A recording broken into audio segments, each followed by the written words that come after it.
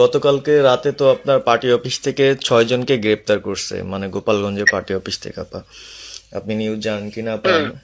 আমরা তো বাড়িতে ঘুমাইতে পারতেছি না আপা। এটা প্রশাসন খুব মানে খারাপ করতেছে, যৌথ বাহিনী অভিযান করতেছে আপা, এই অবস্থা।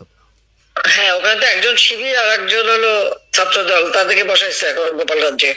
আর এখন একেবারে ওই সুদখোর ইউনূসের কথা শুনে লাফাচ্ছে। আর ওই জামাতের ওরা কয়দিন আছে, জি আপা। সামনে আর 1 মাস থেকে কিনা দেখো।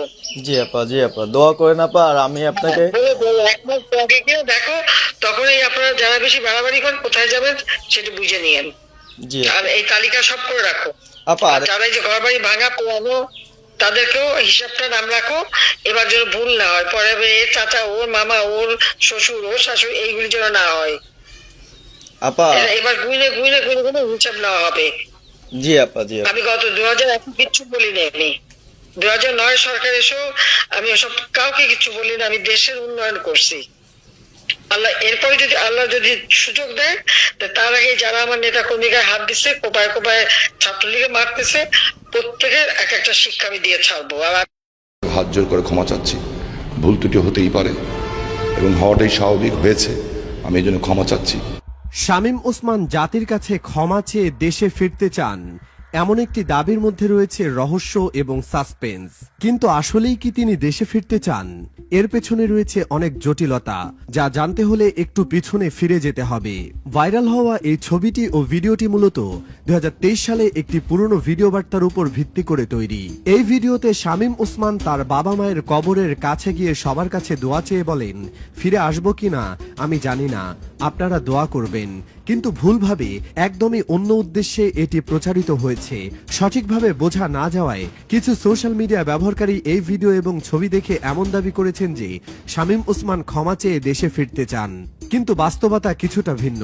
শামীম ওসমান দেশ ছাড়ার পর থেকেই নানা আইনি সমস্যার মধ্যে রয়েছে। তার বিরুদ্ধে একাধিক মামলার অভিযোগ রয়েছে, বিশেষ করে দুর্নীতি এবং সরকার বিরোধী কর্মকাণ্ডের কারণে। তার বিরুদ্ধে চলমান তদন্তের কারণে তাকে দেশে ফেরার অনুমতি দেওয়া হয়নি। এর পাশাপাশি তার বিরুদ্ধে আদালতের রায়, রাজনৈতিক বিষয় এবং আইনগত বাধাগুলির কারণে শামীম ওসমান বর্তমানে বিদেশে অবস্থান করছেন। এই মামলাগুলোর কারণে দেশে ফেরার ক্ষেত্রে কোনো সম্ভাবনা আসলেই এখনো নেই। 2023 সালের 23 সেপ্টেম্বর নারায়ণগঞ্জ কেন্দ্রীয় কবরস্থানে শামীম ওসমান তার পরিবারের সদস্যদের কবর জিয়ারত করতে যান। এই সময় তিনি বলেন, আমিও যেন এখানে তাদের সঙ্গে থাকতে পারি, আপনারা দোয়া করবেন। এটি ছিল তার উমরা হজ পালনের উদ্দেশ্যে সৌদি আরব যাওয়ার সময়ের কথা। এই ভিডিওটিকে পরে ভুলভাবে ব্যবহার করে এমন দাবিগুলো ছড়ানো হয়েছে, যা শুধুমাত্র বিভ্রান্তি সৃষ্টি করেছে।